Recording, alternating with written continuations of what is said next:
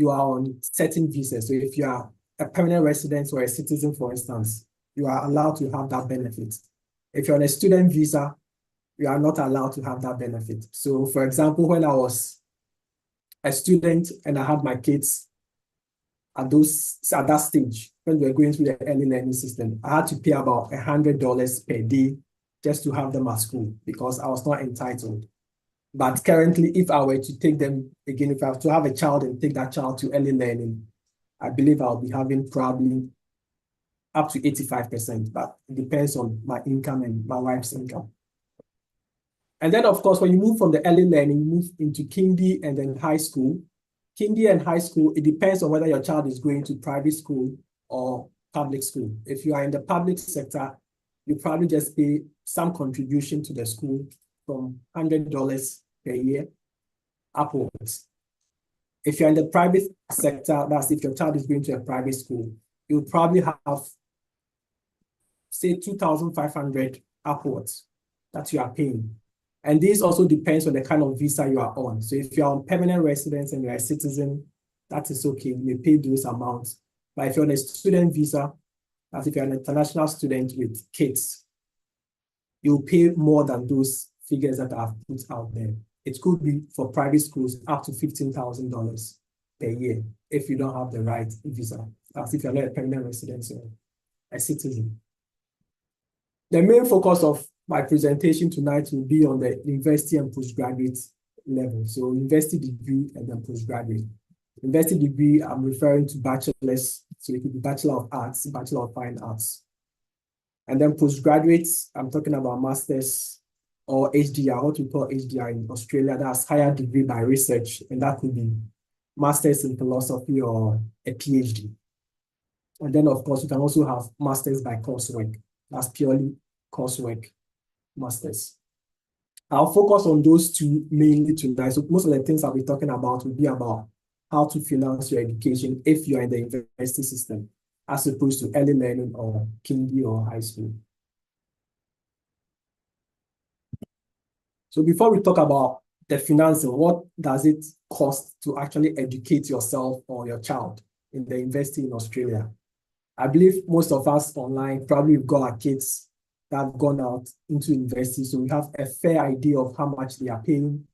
But just for the benefit of those who may not be in Australia or those who are not aware of what it costs to be in the university. On average, these are the figures that you are looking at. So if you want to do a bachelor's degree, for instance, it will set you back by approximately 17,000 to 50,000. If it's a master's degree, again, 17 to about 53 on average.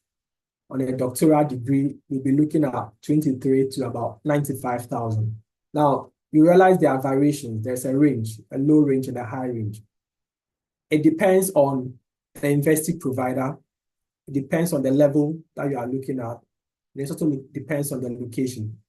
So for instance, if I were to do, say, a master's in geography in University of Adelaide in South Australia, how much I'll be paying for that course would be far less than how much I'll be paying if I were in New South Wales, for instance. So depending on the state you are in, then the university that you are applying to, you are likely to pay more or less fees. So that's something that you need to consider when you are choosing your university. The other cost, that's especially if you are an international student. So if you are planning to bring your family member over to as a student in Australia, these are additional costs that you need to consider as well. So student visa is 1,600. I think that was increased just last couple of days. So if you want a student visa as an individual, so this single, not a family visa, just a single visa, you'll be looking at 1,600. And then there's a requirement that every international student should also have what we call overseas student health cover. Because as a student here, you're not covered by the government health insurance scheme, which is Medicare. So all students are required to have the overseas student health cover. And that can set you back by, say, $600 as a single policy, as a single person rather than a couple or a family per year. I remember when I came to Australia, that was around 2016, as a family, our student health cover cost about $12,000, and that was 2016. So you can see the range for 3 years, actually. And then, of course, there is living expenses, and this is standard. You may not need 24,000 a year, depending on your lifestyle, but based on calculations that the Australian government has done, you are expected to spend around 24,000 to 29,000, depending again on the state you are in. So if you are in, say, New South Wales or Melbourne, you are likely to spend more than if you are living in Western Australia or Tasmania, for instance. So those are the costs that you need to consider if you are planning to bring your family member over to Australia to study, or if you are trying to enroll yourself whilst you are here as a domestic student, but not having permanent residence. These are some of the costs that you need to look at.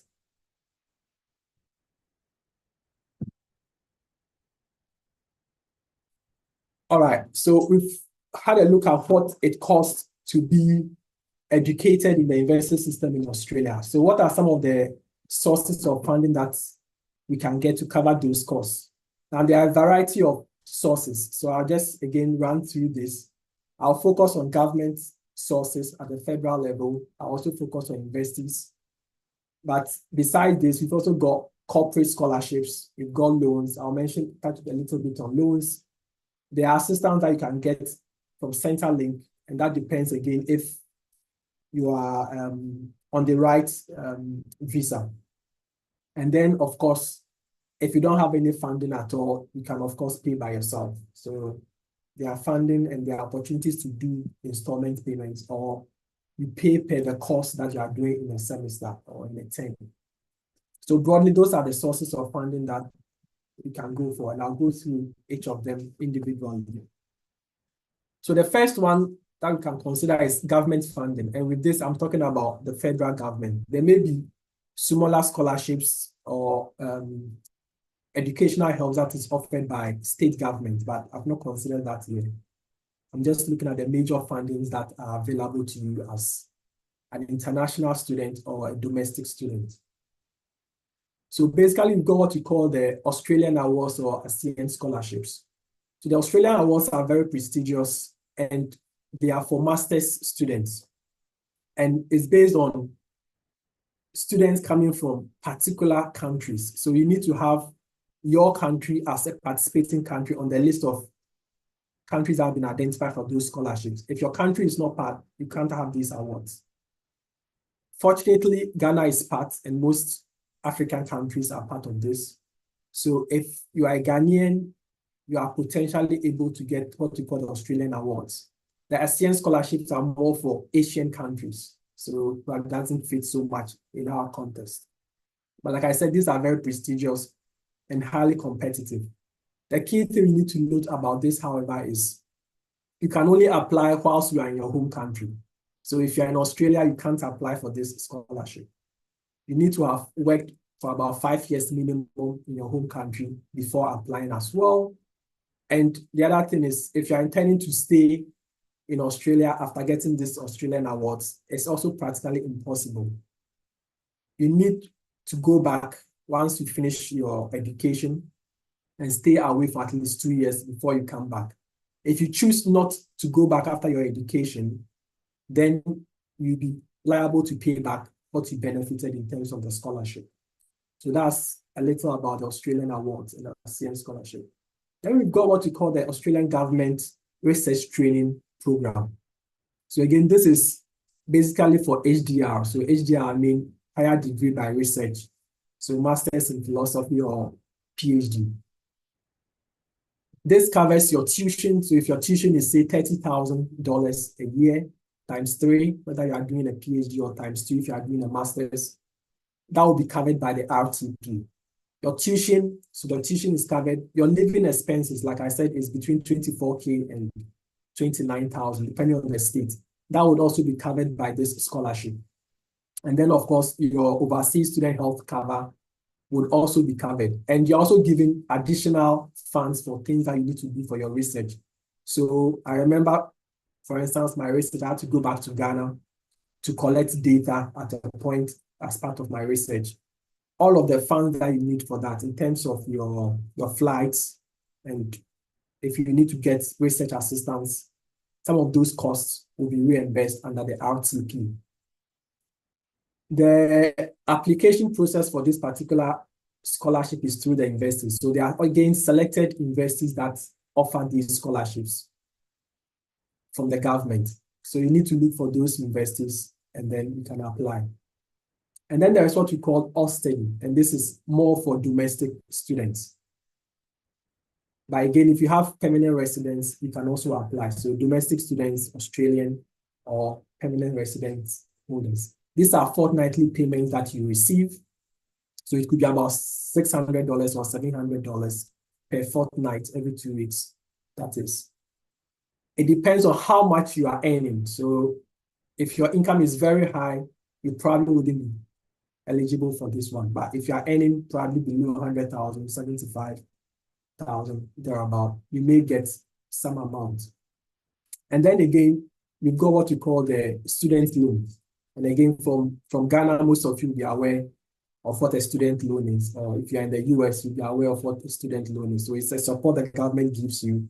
And then once you finish your education, you are supposed to pay that back.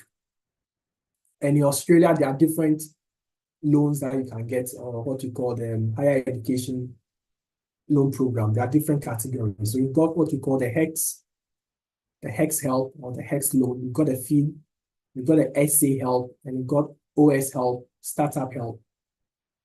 So basically in the Australian system, for every course that you do, there are probably two categories. We call what we call the Commonwealth assisted places. So there are certain courses that the government pays parts of the tuition fee to the university for those courses because they are highly prioritized.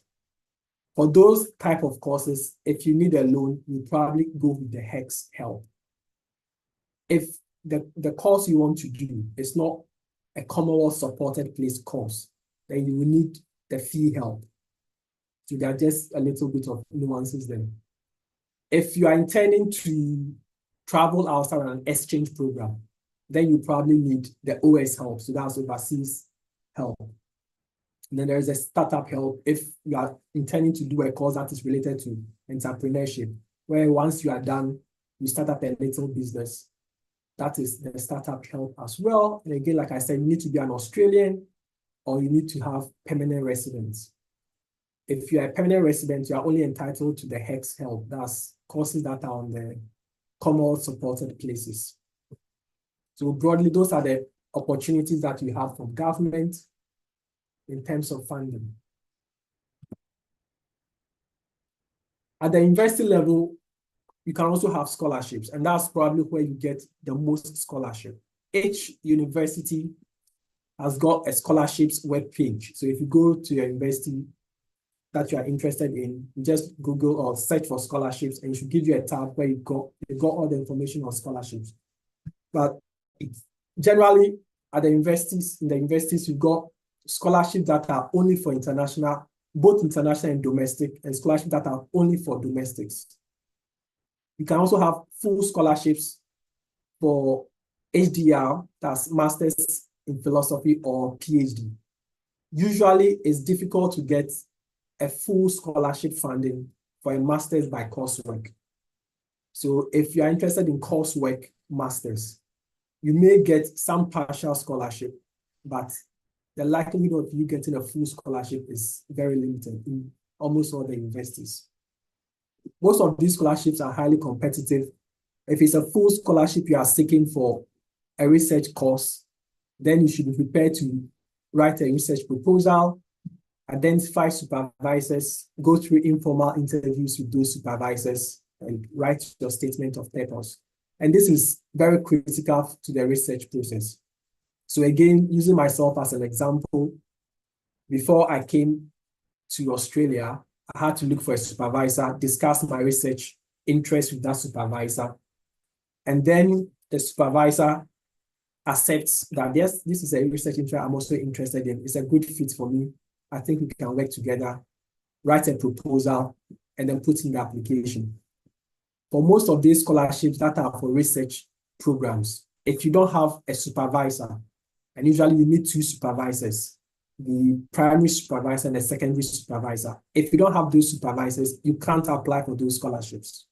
So that's like the basic requirements. Of course, there are other requirements around your English language qualifications and then your grades. But essentially, you need to have supervisors and you need to be able to have very good research proposals because the scholarships are quite competitive. Within the university system as well, we have what we call partial grants. So these are not full scholarships per se, and they could be open to both international and domestic students. So you may be in the university and you are a fee-paying student, or you have full scholarship to do a research. You are still eligible to apply for certain grants, and these grants could cover your living expenses.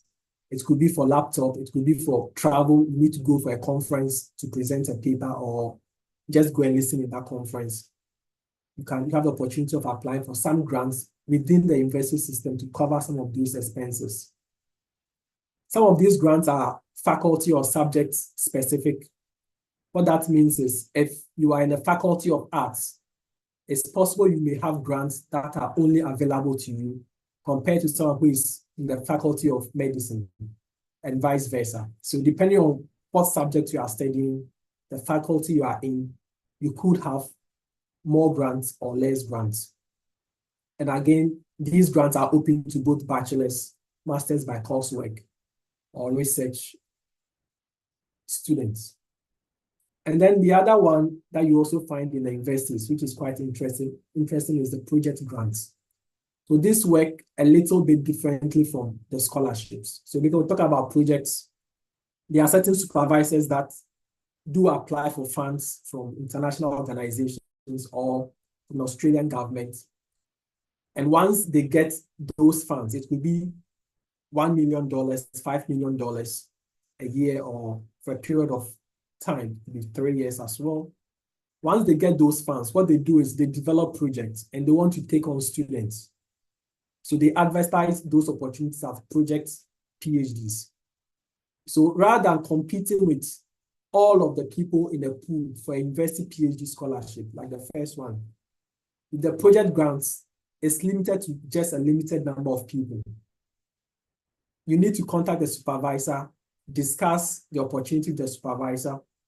If the supervisor realizes that you're a good fit for the program and he or she can work with you, you will together develop a project based on that particular funding arrangement. So the funding could be for climate change. It could be for domestic violence. Then your project needs to align to that particular research area. This is, again, different from the previous one I discussed, which is a general scholarship. With a general scholarship, you come with your own research ideas, you write your research proposals. With the project grants, you are limited to the scope of what the grant wants. So a typical example from the University of ECU is what I've highlighted there. So they've got a number of projects that they are seeking PhD students for, and you can see the scope of those opportunities. You don't have the opportunity to come with your own topic in those grants. You pick the topic and you develop your research proposal based on those research areas that has been outlined. So those are the project grants. Once you are able to come to an understanding with a particular supervisor who is leading that research project, you are more or less assured of getting that funding, right? It's not similar to the previous one where you go into a pool and you are all ranked based on your proposal, based on your academic merits and all of that. Once the supervisor, with the project grants, once the supervisor is happy with you, you are most likely going to get that particular opportunity. So that's for project grants. Again, there are opportunities that may be available through the corporate sector. So businesses offering scholarships. It could be merit-based. That's basically based on your qualifications, your grades. If you have very good grades, you could get some of these opportunities from corporate organizations. Some of these scholarships from corporate organizations come with benefits like mentoring. So they may mentor you, give you internships whilst you are benefiting from their scholarship scheme. Again, they are limited to particular universities. So if company A is offering scholarship, that company may say, I want that scholarship administered through, say, University of Melbourne. So you can't go for that scholarship and go to University of Adelaide. It has to be specific university. You need to look for those opportunities. A typical example is what we call the Forest Research Foundation. Again, there are so many of these opportunities. But just to show you how generous it is, with this particular Forest Research Foundation scholarship, you can get up to 270,000 over a 4-year period for a research program, say a PhD. For a 4-year period, you are getting 270,000. And that includes your tuition, your living allowance. So whereas the government RTP or University Research Scholarship will give you 29,000 living allowance. If you get a corporate funding like the Forest Research Foundation scholarship, you may be getting more than the basic living allowance, which is 27, 28, 29,000. This could go as far as $30,000 to $40,000. So it's more generous than what the government offers. The other thing with the corporate funding also is some of the opportunities are based on who you are. So I'll say they are identified. So it could be gender-based. So women in IT, women in STEM, women in construction. These are limited for women. It could also be for indigenous people. So there's an example, I think they've got DHP Indigenous Scholarship, which offers $81,000 at University of Western Australia. Only indigenous people can apply. So that's an opportunity there. It could also be for people on humanitarian, so asylum seekers. There are opportunities that are specific for them as well. It could be veterans or people within low socioeconomic background. There are specific scholarships for them as well. And then, of course, still within the corporate sector, there are opportunities to fund your education in terms of what we call employee benefits. So in my organization, for instance, Rio Tinto, you are entitled to $5,000 a year for your education. So if you want to do a master's in something, MBA or a graduate certificate, you can have that money available, which you can apply to the payment of your fees.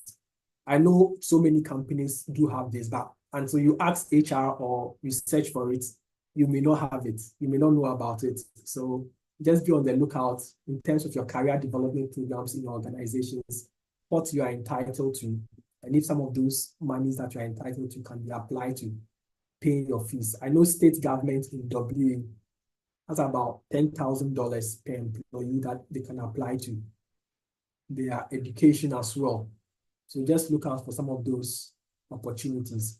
Besides the money that you may get for your fees, you're also entitled sometimes to paid study leave. So you can go out 2 weeks, take 2 weeks off your work, and just study for your exams or focus on your studies, and you still be paid your normal salary. So those are some of the opportunities within the corporate sector that you can have as well in terms of financing your education. And then finally, I know I've not touched on TAFE much. I focus on the university system, but basically, for most of you that are aware, TAFE more or less is for vocational education or vocational training. In Ghana, you would probably call it the previous system, the polytechnics.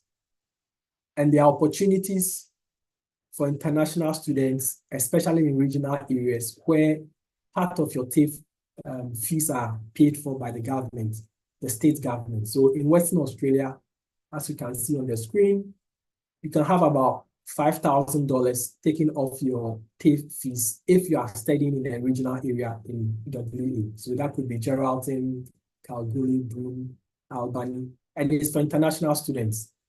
The only limitation with this, however, is for specific courses. So not every course, specific courses. And these courses are courses that are important for the state government, where they probably need resourcing. So in Western Australia, you may be looking at nursing or community services, early learning. So if you want to work in the early learning, childcare, and you want to do a certificate for at TAFE, if you do that in a regional area in Western Australia, you have $5,000 to take off your fees. So that's an opportunity there as well. All right, so because of time, I've just run through all of the funding sources that we have. It's not exhaustive, but it's more or less the key ones or the key areas that you need to look out for when you are seeking funding for your education.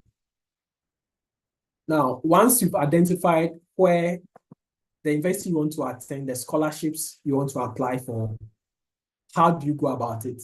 How do you set yourself up in a way that you are able to apply and win those scholarships? Because it's highly competitive.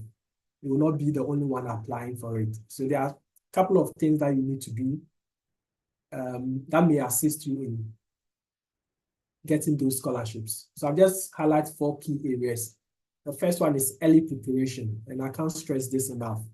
You need to prepare at least 1 year ahead of time. So if you are intending to start school, we are in July, say July 2025, 2025, you need to start preparing now or earlier towards those scholarships.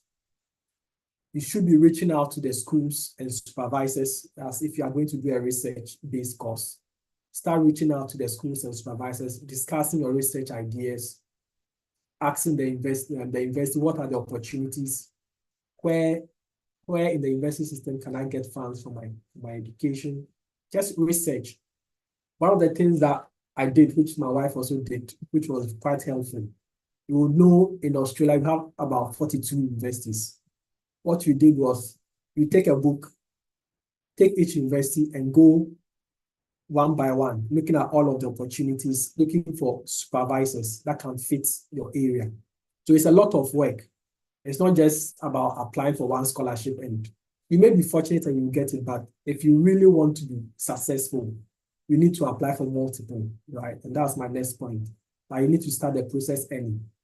If you're an international student, or even in Australia, if you are still in Australia, you probably need the English test if you've not schooled here from your childhood.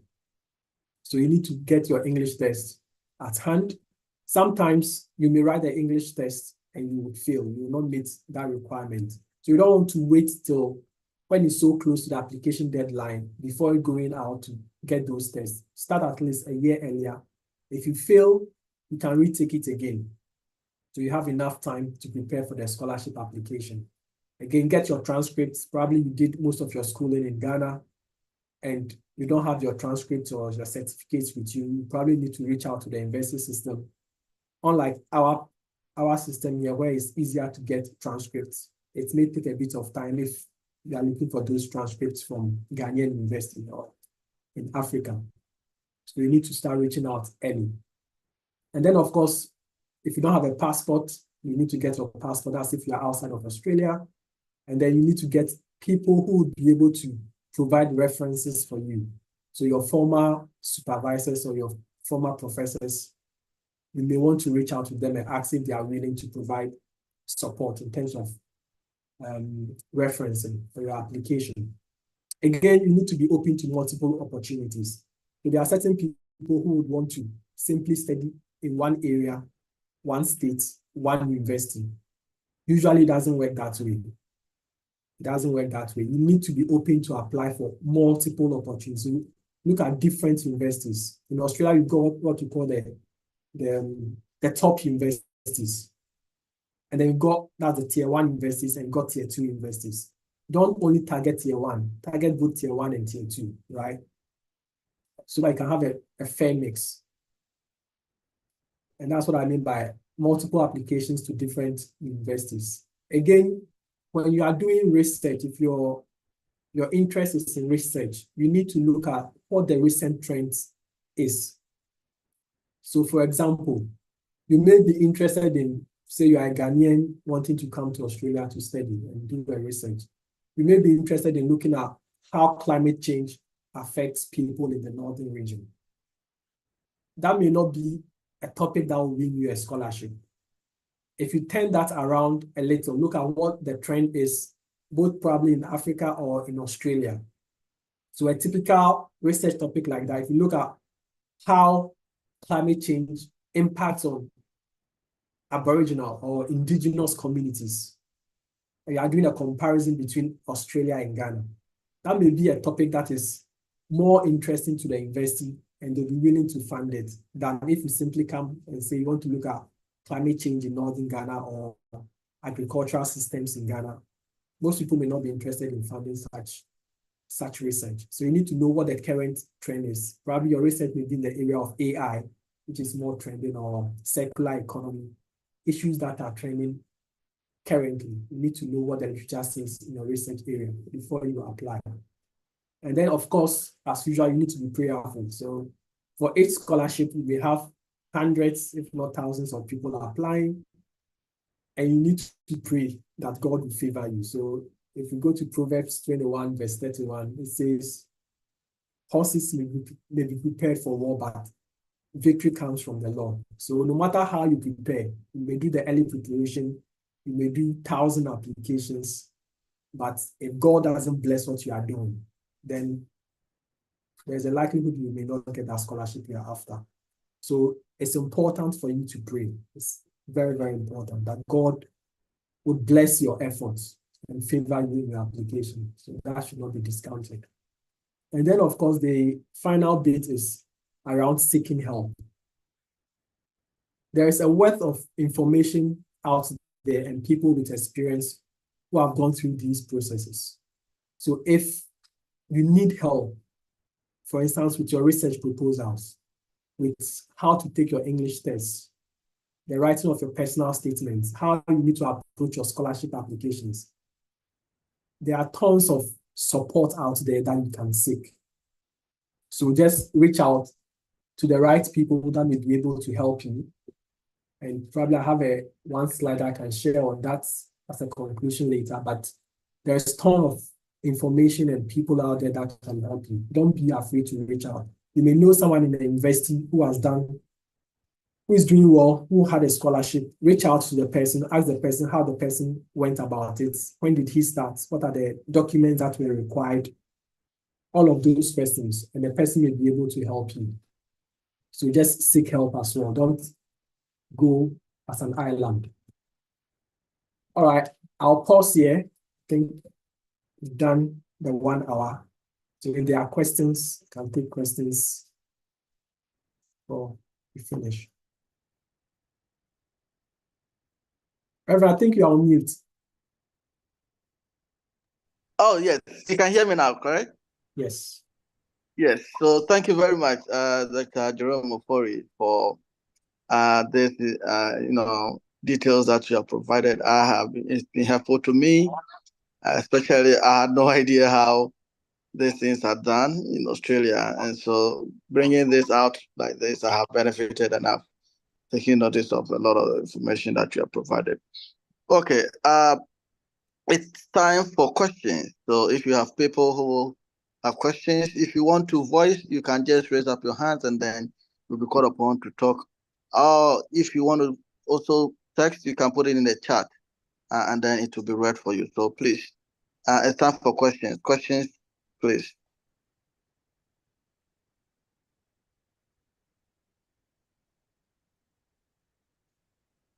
Anyone with a question?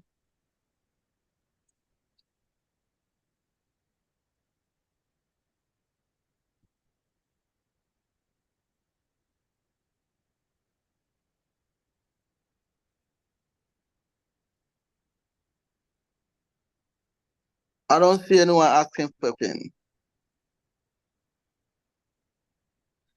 Okay. So, Doc, my question is it possible for someone who has tried one time at one place and then failed, would a person be able to continue to do the same thing, to apply to the same school another time? Yes, certainly. There's always scope for you to apply to the same university multiple times. So, and this is what happens. So usually in every selection round, you are ranked against other students. And usually you have 2 rounds in Australia. So if the first round, you are ranked against probably very highly competitive students. Okay. And because I didn't get it, that is the end. I don't think I'm worthy or qualified enough for it. You may be mistaken. If you try the next round, you would actually get it. It's just that the first pool, maybe there are more people who are more qualified than you. But the next round, you may be qualified and ranked higher. So yes, you can try multiple times. And again, you need to learn from your mistakes. What are some of the things that you did wrong? Probably you didn't write your proposal properly. The topics that you selected were not right. If it was Ghana, I would have said you have to be a writing of deck to improve your grades, but yeah, you can't do that here. So you just need to know what the flaws were and retry again. In most cases, you don't pay for enrollment fees in Australia, so you don't need to be worried about multiple applications. All right. I see one question in the chat. It says that, please, are there any age limits and or particular grade points requirements? So again, it depends on the scholarship you are applying for. And I'll just go back, especially with the government scholarships. So if you are doing the Australian awards, which Ghanaians are entitled to or eligible for, usually you need to be above 25 years and you should have done at least 5 years, have 5 years of work experience. So there's that limitation. If you are looking at the Australian government RTP, there is no age restriction. There's no age restriction. In terms of your qualifications, again, yes, if it's a research-based course, you should have some research background. So the key thing again here is probably having some publications. If you want to do a PhD and you want to get the funding, you should have had at least 1, 2, 3 publications before applying. Again, that's what I'm talking about, preparation. So whilst you are doing your master's, start writing some papers that you want to publish. When you get to the stage of PhD, you qualify enough. Yeah. Okay. All right. I don't see any more questions. Please, is anyone asking a question now? Any more questions for Dr. Ofori?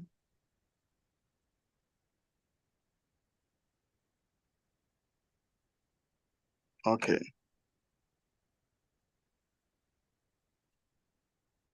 All right. So, Doc, is it possible for people who are coming from Ghana, for example, to get funding in terms of for their flight and that kind of thing? Do they get support, or that's on you? Yeah, it depends. It depends on the scholarship type that you have won. So if it's the Australian awards, that gives you return flights. So flights when you are coming initially, and then again flights when you are going back after your 3-year program or 4-year program. Most of the university scholarships do not give you return flights. They don't give you flights. If you need to go back to your home country for your research, that's if your research is based there in terms of data collection, they would fund that trip for you. But in order for you to bring your family initially and all of that, no. Again, some of the corporate scholarships may give that funding. So relocation allowance for yourself and your family. In terms of flights, you may have that. And then of course there's usually with most of the scholarships, that's if it's research-based, you get that overseas student health cover as well. Okay. So there is a follow-up. We'll come to there's 2 follow-ups here. First one is that, is age a big factor? Age is not a big factor in terms of doing a bachelor's, doing a master's by coursework or master's by research, MPhil, or a PhD. There is no age limit. No. There's no age limit. In terms of qualifying for those degree programs, there's no age limit. In terms of funding, again, like I said, it depends on the funding. Each funding may have a requirement. And so far, what I've presented is only the Australian awards that has that 25-year limitation. All the others do not have age requirements. Okay. There's another follow-up question. It says, so you mean there are no particular grade point requirements? There are grade points requirements. Again, it depends on if you are interested in bachelor's, master's, or a PhD. So I'll just take it one by one. If it's bachelor's, you can't come right from Ghana with your WASI. So there's a little caveat there. You need to understand what the university requires in Australia. Usually, some universities will ask you to do a conversion. So they've got a conversion system where you convert your qualifications. WASI usually is not on that conversion list. So you may want to do a foundation course. That's if you want to enter to do a bachelor's. So there's that caveat. If it's master's, that assumes you've already done your bachelor's in Ghana. Now, if you have a first class degree, if you have second class, upper, lower, even third class, you'll be able to do a master's. The issue is you will not be competitive for a scholarship because a scholarship is ranked based on your grade points. So if someone has a first class and you have a second class upper or second class lower, and you are all put together and you are ranked, you will not rank as high as the person who has a first class. So what I'm trying to say is you are not bad simply because you have a second class lower. No, you need to have a high grade point to make you competitive. And again, with the research PhD, again, like I said, you need to have published some papers previously. So if you have, for example, a first class from University of Ghana or University of Ibadan or wherever, and someone else has got second class upper or second class lower, and the person has published really good papers in top journals, that person will be favored higher than you because that person has more research pedigree. So it all depends on what you are applying for, bachelor's, master's, or PhD. It depends on the variables or the requirements. Okay. Now, the last question that he here says, please, is Nigeria part of the countries listed for scholarship in Australia? It's Nigeria listed. All right, so Nigeria, I believe, is part of Australian awards, just like Ghana, Kenya, Gambia, and a host of African countries. Now, for the universities, the scholarships that are offered by universities for international students, usually there is no categorization of countries. So there's not that requirement that you need to come from a particular country to apply for those scholarships. No. So again, like the RTP, Research Training Program Scholarship, it doesn't matter which country you are coming from. You'll be put into a pool based on your qualifications, your research experience, and you'll be ranked. It doesn't matter if you're from Nigeria or Ghana, US or Canada. Of course, there are certain scholarships that are offered by the Chinese government or the UK government, or even Ghana. We have Get Fund. Those ones, you need to be citizens of those countries. But if it's an Australian university with a general scholarship for international students, it doesn't matter if you are from Nigeria. Okay. Yes, so I don't see any further questions, but let me find out, Doc, is it possible to share this slide so that people can have access to at some point or refer to them? Yes, I can send it to you and then okay, all right. Share it. I'm not sure how, if there's a mailing list with everyone's contact. Yeah, that would be the challenge. Yeah. If you get it, I will send it to the district, either the district minister or the clerk of the district, so that Australia district to share on their platform so that people can have access, especially because we talked about other resources. So at this point, I will let you have the final word, and then if you see had some conclusion to do. So once we're done, then we'll proceed from here. Okay. All right. Thanks. I think the last thing I want to touch on is, so if you need support or you need help, I've got a little consultancy going.